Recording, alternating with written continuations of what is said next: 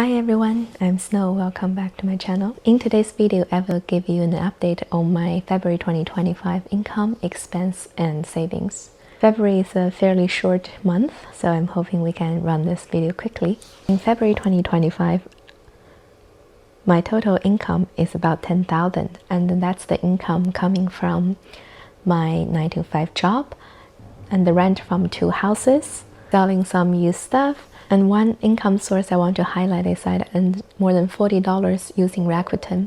I have been using Rakuten for years. Before I buy something online, I always check if the store is on Rakuten so I can make sure to get some extra cash back.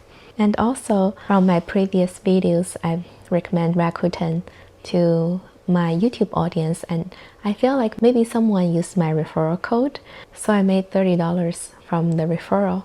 If you're watching, thank you so much. And then I spent $7,048. After that, I saved $2,960, almost $3,000, but not quite. And let's take a look at the breakdown. Obviously, I spend the most on mortgage since I have the 2 houses, and I spend about $5K on house, and that's 73%. And then I spent $1K utility, a couple of $100 on other, and then a couple $100 on baby. And if we look at my expense breakdown, my mortgage is really high, and I got a massage in February, so I spent $100. I have insurance coverage, but the first time you have to pay, so I spent $100. And then I paid City of Victoria another $300, and house insurance, mortgage again, and some other things. So now I can look at my year-to-date. You can see that this whole year I earned $23,265, and I spent $14,938, and I've saved $8,327.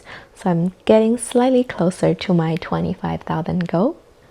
And as I mentioned last time, I really hope one of the charts will show the historical income and expense, and you can see that now I have both January and February in that chart. Since January was a 3-paycheck month, that's why my income was significantly higher than February. And if we look at the donut chart again, you see that mortgage was still my biggest spending item, and then followed by utility and other.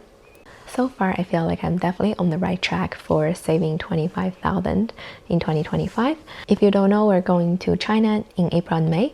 So as our trip getting closer, I've been spending more money buying things and booking things. I feel like maybe there will be an uptake in my expense, but I hope I'll budget it well. And I'm also hoping to buy some new shoes and clothes before going to China so I can look pretty. I would say that in March and April you might see some expense on clothing and makeup. And for Canadians, in March, that's the time to do taxes. And I definitely think I'll be spending some money paying back taxes. That's another expense. But other than that, I think we're on good track for my saving goals. Thank you for watching this update, and I'll see you in my March update. Please subscribe to my channel. Let's save together. In the comments, let me know your saving goal for 2025. Thank you.